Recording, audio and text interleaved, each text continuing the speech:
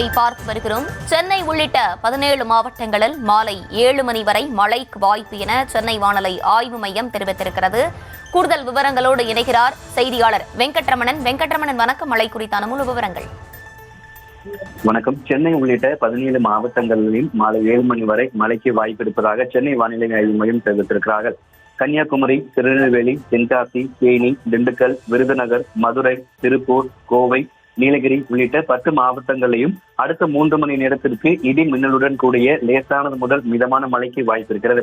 தஞ்சாவூர், புதுக்கோட்டை, வேலூர், சென்னை, செங்கல்பட்டு, காஞ்சிபுரம், திருவள்ளூர் உள்ளிட்ட 7 மாவட்டங்களில் அடுத்த 3 மணி நேரத்திற்கு லேசான மழைக்கு வாய்ப்பு இருப்பதாக சென்னை வானிலை ஆய்வு மையம் தெரிவித்திருக்கிறது.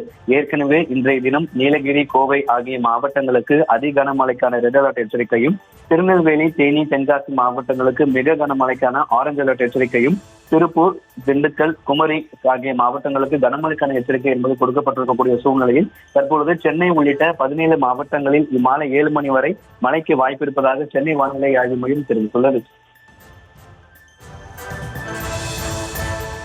விவரங்களை வழங்கியமைக்கு நன்றி வெங்கட்ரமணன்.